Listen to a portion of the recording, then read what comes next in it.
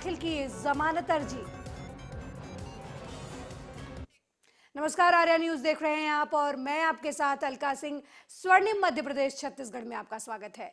Bulletin की शुरुआत करते हैं। नेता प्रतिपक्ष गोविंद सिंह ने मध्य प्रदेश के गृह मंत्री नरोत्तम मिश्रा के ऊपर आरोप लगाया है। नेता प्रतिपक्ष ने नरोत्तम मिश्रा पर आरोप लगाते हुए कहा कि मंत्री नरोत्तम मिश्रा ने मेरे साथी के ऊपर पुस्तक फेंक कर मारी। ऐसा अमर्यादित व्यवहार आज तक नहीं किया गया।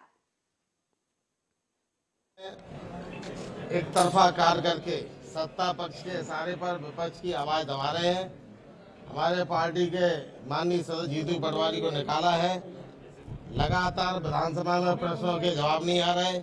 जहां सरकार भ्रष्टाचार के फंसती है, अध्यक्ष महोदय ढाल बनकर उसको बचाने का प्रयास करते हैं। अध्यक्ष महोदय पक्ष विपक्ष के संरक्षक होते हैं, लेकिन वह उनकी कार्रवाई लगातार एक पक्ष की हो रही है। इसलिए विपक्ष ने कांग्रेस पार्टी के विधायक दल ने फैसला लेकर माननीय अध्यक्ष महोदय के विरुद्ध आज अविश्वास प्रस्ताव विधानसभा में प्रस्तुत कर दिया है। इस चर्चा के दौरान मैंने कहा पहले अध्यक्ष महोदय इस पर निर्णय न कराएं, चर्चा कब होगी। तब तक अध्यक्ष संसदीय कार्य मंत्री ने बीच में हस्तक्षेप करते हुए विपक्ष के लिए अनैतिक बातें करने लगे और संसदीय कार्य मंत्री ने विधानसभा की गर्मा। वह MVK steel and power private limited की मिनी स्टील प्लांट को लेकर पर्यावरण अफसरों की बैठक हुई। इस बैठक के दौरान जन सुनवाई का भी आयोजन हुआ। वहीं जन सुनवाई में प्लांट के समर्थन से ज्यादा ग्रामीणों ने अपना विरोध जताया। वहीं प्लांट के पक्ष में बोलने के लिए अकलतरा और किरारी से लोग पहुंचे थे, तो दूसरी ओर सैकड़ों महिला और पुरुषों ने पर्यावरण और जिला प्रशासन पर ग्रामीणों के बात नहीं सुनने का आरोप लगाते हुए जमकर नारेबाजी की। क्या करोगे, मेरा कुछ नहीं उखाड़ सकते, मैं तो पैसे के दम पर सब कुछ कर लूंगा। ऐसा कर अब दिखा भी वो बात कि यहाँ प्लांट में अधिकारियों द्वारा बगैर सुनवाई के, बगैर गांव में सूचना दिए आज जज सुनवाई कर दिएगा। नियमों को उल्लंघन करते हुए किया गया है, जो कर हम लोग गांव वाले दुखी हैं और आने वाले समय में किसी प्रकार को वहाँ प्लांट नहीं लगना चाहिए। ये हम ये चाहते हैं कि वहाँ पर जो अमरता के जो गरीब है, जो मजदूर है, उनको हक मिले, उनको रोजगार मिले और जन सुनवाई तो होना ही चाहिए फिर से गाँव में अपना। और जो गरीब है ना, जो वास्तविक गरीब है, उसको कुछ सुविधा मिलना चाहिए। और जिस दिन उस गरीब को उपेक्षित होगा, उसको रोजगार नहीं मिलेगी, तो हम सड़क की लड़ाई जमीन के बायो पावर प्लांट के एक्सटेंशन के लिए जो है आज की जन सुनवाई अकलतरा में रखी गई थी। इसमें कि लगभग 250 से 300 लोगों ने अपने। शिवराज कैबिनेट का बड़ा फैसला देखने को मिला है। सिवनी में सिंचाई परियोजना के लिए 29 करोड़ की मंजूरी दी गई है। वहीं चंदेरी में सूक्ष्म सिंचाई परियोजना के लिए 558 करोड़ की मंजूरी दी गई है। साथ ही जनजातीय कार्य विभाग के 35 सीएम राइस माध्यमिक विद्यालय निर्माण के लिए भी मंजूरी दी गई है। विधानसभा के समिति कक्ष में माननीय मुख्यमंत्री शिवराज सिंह जी चौहान जी की अध्यक्षता में संपन्न हुई, जिसमें अनेक महत्वपूर्ण निर्णय लिए गए। आज का दिन किसानों को और विद्यार्थियों को समर्पित सा रहा। आज जो बिजना हर्रई माइक्रो एरिगेशन सिवनी जिले में है, जिसे बिजना पिकअप बियर के नाम से जाना जाता है, इसकी प्रशासकीय स्वीकृति भी कैबिनेट के द्वारा प्रदान की गई। 29.37 करोड़ की सहमति कैबिनेट ने दी है, जिसमें 2600 हेक्टेयर क्षेत्र में सिंचाई होगी।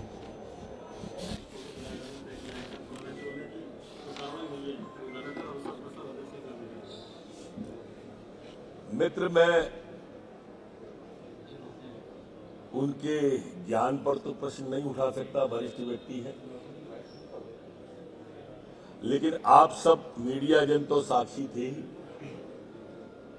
कि अध्यक्ष की उसमें आंशिक भूमिका थी। मूल काम संसदीय कार्य मंत्री का था, जिसने वो प्रस्ताव किया था, और सदन ने मतदान के बाद उन्हें निलंबित किया था।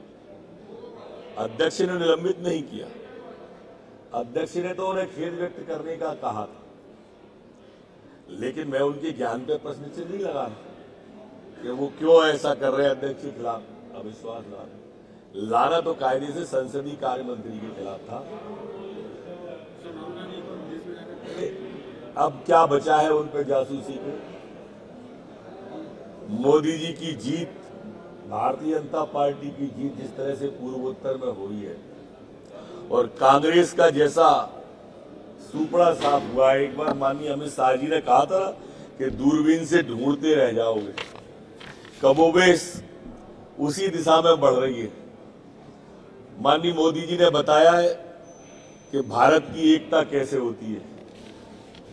भारत जोड़ो का नाटक और उसके आ रहे परिणाम आप त्रिपुरा में और पूर्वोत्तर के राज्यों में देख सकते हैं। साथ और अलग होने का सवाल नहीं है, सवाल सदन की परंपराओं का है और सदन की मर्यादाओं का है। सदन की परंपरा कोई तोड़े, मर्यादा कोई तोड़े, और उनके साथ जो भी खड़े होंगे उनको विचार करना चाहिए कि उनको भी जो ताकत मिल रही है वो सदन से मिल रही है, और इस सदन का साथ में अमर्यादित आचरण जिनने भी किया है, इतिहास साक्षी है, वो लौट कर। सागर में महज 10 मिनट लेट होने की वजह से छात्राओं को परीक्षा केंद्र से बाहर कर दिया गया। मध्य प्रदेश के एक तारीख से 10वीं और 12वीं कक्षा के पेपर शुरू हो चुके हैं। 12वीं का हिंदी का पेपर था, लेकिन केंद्र अध्यक्ष अंजना पाठक के कड़क व्यवहार की वजह से रहली विधानसभा क्षेत्र के आवचंद गांव में 3 छात्राओं को पहले हिंदी पेपर से वंचित होना पड़ा। इसकी जानकारी सागर कलेक्टर को लगी तो उन्होंने 3 सदस्यों की जांच टीम बनाकर रिपोर्ट तलब की। साथ ही कहा कि जिसकी भी गलती होगी उसके खिलाफ कार्रवाई की जाएगी। परसौलिया विद्यालय में 2 छात्राओं को परीक्षा से वंचित किया गया, ये खबर अभी प्राप्त हुई है। और जैसे ही ये खबर प्राप्त हुई, मैंने समिति बनाई है जिसमें डिप्टी कलेक्टर इसके अध्यक्ष रही और संयुक्त संचालक शिक्षा और जिला शिक्षा अधिकारी इसमें मामला प्रकरण की संपूर्ण जांच करके अवगत कराएंगे, और जिसकी भी गलती पाई जाएगी उसके खिलाफ कार्रवाई। व्यवस्थाएं बना के सब उसके बाद बच्चों को हमने आते देखा, तो राउंड पूरा करके जब हम बच्चों के पास गए तो शासन का जो नियम है, मंडल का जो नियम है, उसमें 8:30 के बाद छात्रों को कक्षा में प्रवेश नहीं देना है जी, किसी भी स्थिति में मना किया गया है। तो अगर 9-10वें बच्चे आ रहे होते तो उसमें क्यों नहीं देते? हम लोग पेरेंट्स भी हैं, हम लोग शिक्षक भी हैं, और कभी भी किसी तरीके से छात्र का अहित हम लोग भी नहीं चाहते। लेकिन साथ साथ हम लोग चूंकि शासकीय कर्मचारी हैं तो नियमों का पालन भी हमारी जिम्मेदारी होती है। कल भी एक छात्र था, उसको 9:45 पर अंदर ले लिया था, 10वीं का छात्र था। नहीं, उस पहले तो उसको बाहर कर दिया। ना देखिए क्या होता है, एक तो आप लोग पहले से अपने आप से आप लोग सोच के स्टेटमेंट लेके आते हो, फिर इस तरीके की बात 9:45 पे कैसे प्रवेश दे? और अगर एक को दे सकते थे तो दूसरे को भी देते ना। हाँ। पर ऐसा नहीं था। वहीं क्राइम ब्रांच ने गुरुवार देर रात अपात्र हितग्राहियों को 100 से 500 रुपए लेकर आयुष्मान कार्ड बनाने वालों को गिरफ्तार किया है। पुलिस ने एक आरोपी को अशोकनगर और दूसरे को गजबा सौदा से गिरफ्तार किया है। फिलहाल मामले की जांच क्राइम ब्रांच और भोपाल साइबर की टीम की तरफ से की जा रही है। एडिशनल डीसीपी शैलेंद्र सिंह चौहान ने बताया कि आयुष्मान योजना के तहत अपात्र लोगों के आयुष्मान कार्ड बनाने वाले 2 आरोपी अशोकनगर से गिरफ्तार किए गए हैं। जो कि फर्जी आईडी के द्वारा काफ़ी बड़ी मात्रा में आयुष्मान कार्ड बनाए गए हैं और रिजेक्टेड जो आयुष्मान कार्ड है उनको वैलिड किया गया है। कल इस मामले में गिरफ्तारी हुई थी। उस गिरफ्तारी और पूछताछ के बाद हमें कुछ और लोगों के नाम मालूम पड़े हैं जो इस बीच में मीडिएटर दलाली काम करते थे, जो कि कस्टमर्स के नाम उपलब्ध कराते थे और उनका रजिस्ट्रेशन कराने के लिए OTP जो था वो वैलिडेट करवाते थे।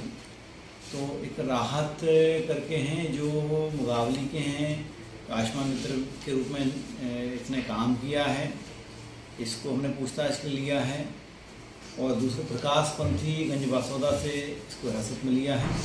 इनके द्वारा काफ़ी बड़ी मात्रा में जो आयुष्मान के हितग्राहियों की डेटा उपलब्ध कराया गया ताकि फर्जी आयुष्मान कार्ड तैयार की सके। इन दोनों को पूछताछ के बाद गिरफ्तार किया जाकर इनसे रिमांड लिया जाएगा। इनसे दस्तावेज और जो चीज़ जो भी इनके द्वारा पैसे का लेन देन है, इसके अलावा जो कार्ड बनवाने के लिए जो भी चीज़ें जानकारी उपलब्ध कराई। वहीं शिवपुरी में एक दिवस के प्रवास पर बीजेपी के शिवपुरी गुना सांसद डॉक्टर KP यादव आए। यहाँ उन्होंने मानस भवन में आयोजित सरपंच सचिव सम्मेलन में हिस्सा लिया। इस दौरान सांसद KP यादव ने कहा कि केंद्र और राज्य सरकार द्वारा आम लोगों के लिए कई योजनाएं चलाई जा रही हैं, लेकिन अभी भी बहुत से लोग हैं जिनको इन योजनाओं का लाभ नहीं मिल पा रहा। साथ ही सांसद डॉक्टर यादव ने कहा कि ये भारतीय लोकतंत्र की खूबसूरती है कि जहां चाय बेचने वाला प्रधानमंत्री बन सकता है। छोटे चुनाव से लेकर बड़े से बड़ा चुनाव लड़ा है, तो मुझे हर जगह का अनुभव है। मेरे परिवार ने पंच का चुनाव भी लड़ा है, सरपंच का चुनाव भी लड़ा है, जनपद सदस्य का चुनाव भी लड़ा है और जनपद अध्यक्ष का चुनाव भी लड़ा है, जिला पंचायत सदस्य का चुनाव भी लड़ा है और जिला पंचायत अध्यक्ष का चुनाव भी लड़ा है, विधानसभा का भी चुनाव लड़ा है और लोकसभा का चुनाव भी लड़ा है। आपके आशीर्वाद से आज एक सांसद के रूप में आप सबके सामने खड़ा हूं। तो मैं आपका भाई, उसने हर स्थिति को देखा है, हर व्यक्ति जहां रहता है वो मुझे अच्छे से अनुभव भी है और मैंने गांव भी देखा है और गरीबी भी देखी, किसान भी देखा है और खेत खलियान भी देखा है और वो समय भी देखा है जब हमारे गांव में पक्की रोडें नहीं होती थी, हमें पैदल कीचड़ में खसते हुए अपने गांव तक जाना पड़ता था। और मैंने वो समय भी देखा है जब गांव में एक महीने तक लाइट नहीं आती थी और कई हमारे गांव ऐसे थे जहां लाइट थी ही नहीं। तो वो सारी परिस्थितियों से गुजरते मैं यहां तक पहुंचा और ये भारतीय जनता पार्टी है भाइयों, जहां एक आम इंसान भी कहीं भी पहुंच सकता है। तभी तो एक चाय बेचने वाला आज भारतीय जनता पार्टी में प्रधानमंत्री है और एक किसान का पिता मुख्यमंत्री है और आप सबका भाई आज सांसद के रूप में आपके बीच में खड़ा है। वहीं PCC चीफ कमलनाथ ने सरकार पर जमकर हमला किया। उन्होंने सरकार पर हमला बोलते हुए कहा कि सरकार ने पहले ही तय किया कि हम सत्र नहीं चलने देंगे। क्या था, मेड इन चाइना था।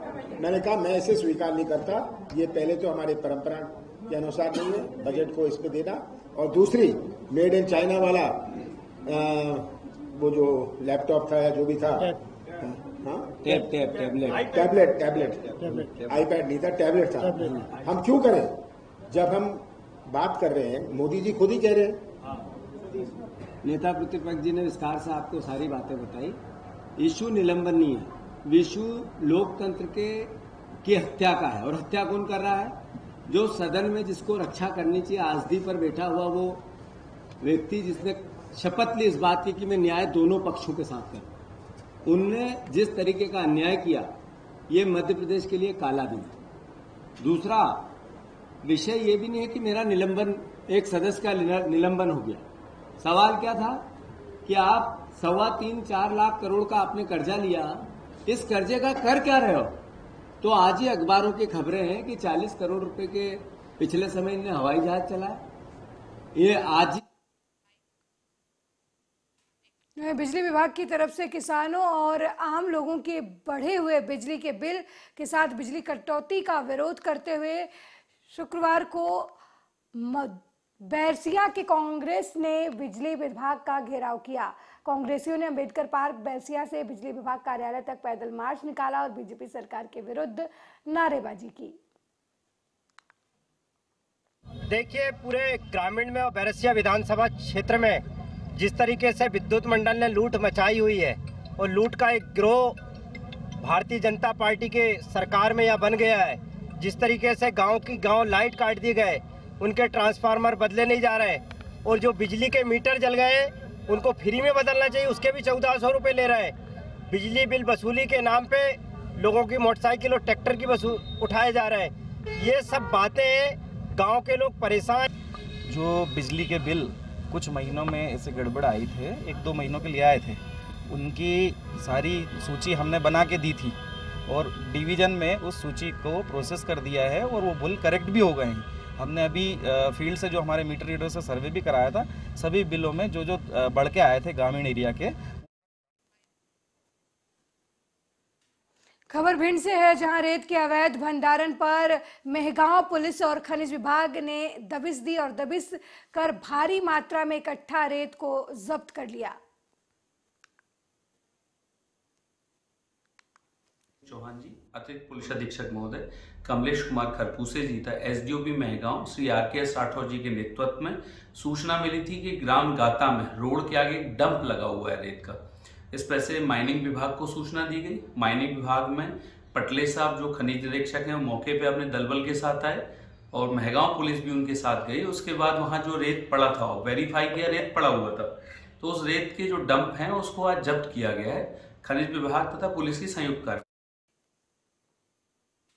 18 माह की बाघिन शावक का संदिग्ध परिस्थितियों में शव मिला है, जिससे आशंका जताई जा रही कि आपस में संघर्ष की वजह से बाघिन का शावक मर गया। वहीं पार्क अधिकारी गुपचुप तरीके से शावक का अंतिम संस्कार कर चुके हैं और इस मामले पर कुछ भी बोलने से बचते नजर आ रहे हैं।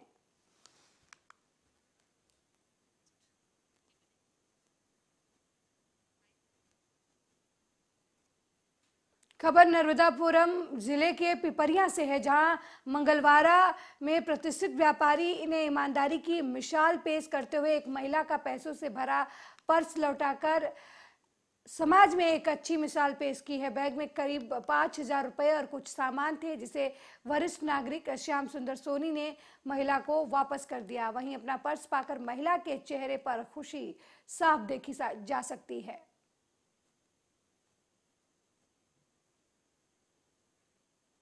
पिपरिया शहर में एक महिला का बैग गुम हो गया था, जिसमें लगभग 5000 रुपये और उसके सामान थे। वो शहर के एक नागरिक श्याम सुंदर सोनी जी को मिले थे। उन्होंने थाने पर लाके उस महिला की सुपुर्द की है।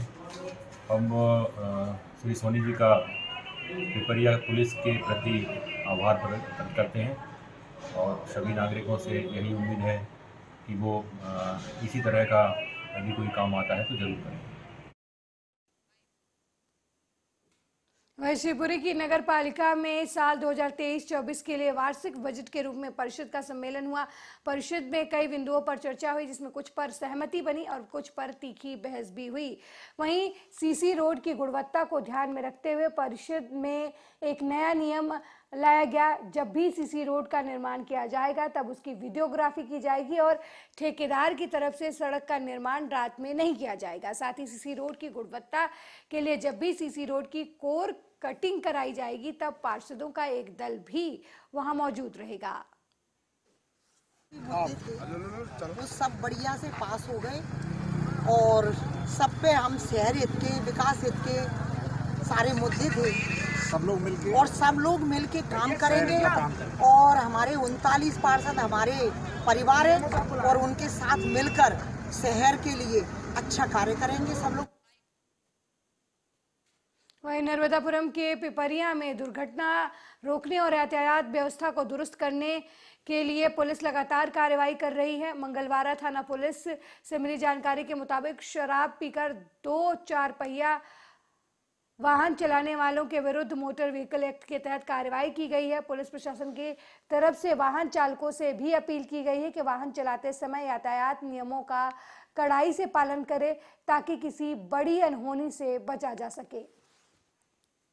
द्वारा लगातार मोटर व्हीकल एक्ट की कार्रवाई की जा रही है।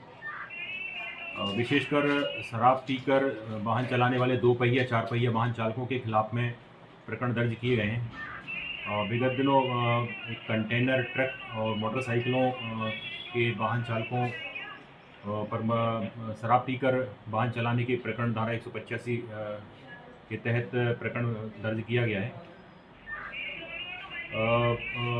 वाहन जब्त किए गए हैं जिनका न्यायालय में प्रकरण दर्ज।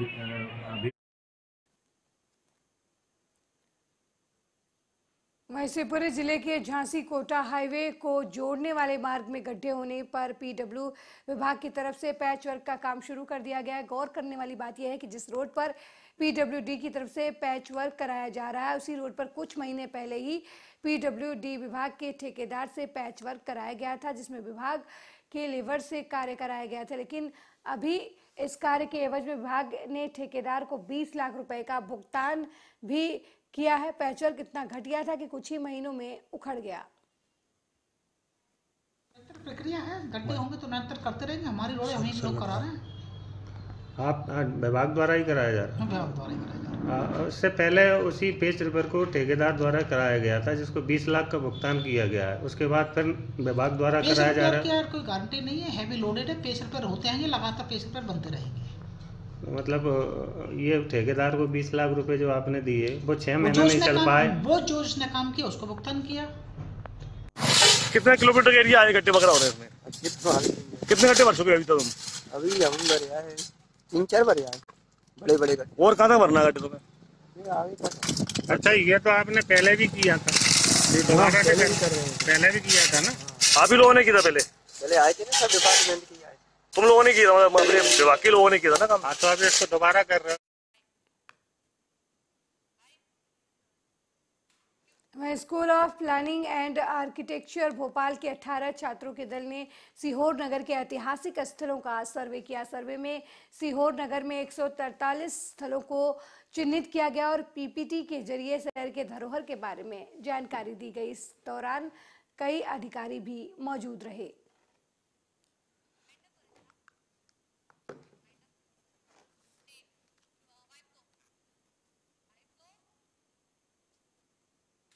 मेरे साथ इस बुलेटिन में फिलहाल इतना ही। देश दुनिया की तमाम खबरों को देखने के लिए देखते रहिए आर्या न्यूज़। नमस्कार।